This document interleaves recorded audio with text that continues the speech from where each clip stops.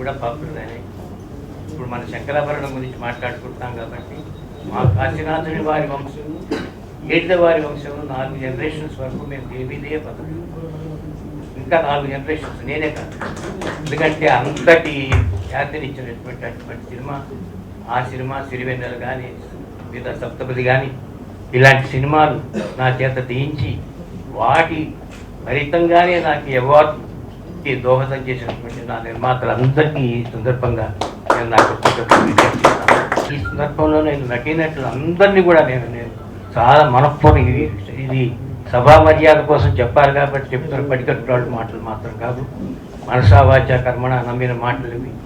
ఒక చిరంజీవి గారు ఉన్నారు, నువ్వు చెప్పులు కుట్టేవాడి వేషం అయ్యా, డ్రెస్సులు అవి నీకు బ్యాంకాక్ నుంచి రావు, ఇక్కడే ఉంటారు, నీకు మళ్ళీ ఇంపోర్టెడ్ హీరోయిన్స్ ఉంటారు. ఇవన్నీ చెప్పినా కూడా వాళ్ళు ఒప్పుకున్నందుకు, ఒక చెల్లెల కాపురంలో శోభన్ బాబుకి బ్లాక్ అండ్ వైట్ సినిమా తీస్తూ నల్లటి మేకప్ వేసి తీసినందుకు ఆయనకి ఒక బెస్తవాడి వేషం ఇది దీంట్లో నీకు కూడా ఇక్కడ నీకు కూడా మళ్ళీ అదే కానీ బ్యాంకాక్ డ్రెస్సులు అంటే వీళ్ళందరూ కూడా చాలా ఎంతో నన్ను ఒక అధ్యాపకుడుగా చూశారు తప్ప, ఎందుకంటే వాళ్ళు వేసిన మొన్న ఫిలిమ్స్ విషయంలో వాళ్ళు వేసిన దాంట్లో రాజకపూర్ గారు చెప్పిన మాట ఇప్పుడు నేను మర్చిపోయాను. అప్పుడు వాళ్ళు వేసినది కూడా నాకు మళ్ళీ గుర్తొచ్చింది. ఈయన ఉత్త దర్శకుడే కాదు, ఈయన ఆచార్యుడైనా అని చెప్పిన మాట నాకు ఎంతో గర్వంగా.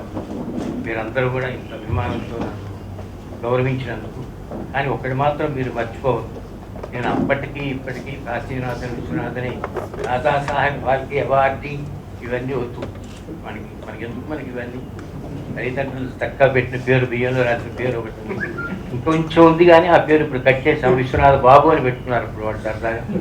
కాబట్టి ఆ విశ్వనాథ్ వరకు నన్ను ఇప్పటికీ మీరు అలాగే పిలవండి, అలాగే సన్నిహితంగా ఉంటాం. Please subscribe. Please do subscribe. Please subscribe. Please subscribe. Please subscribe to our YouTube channel.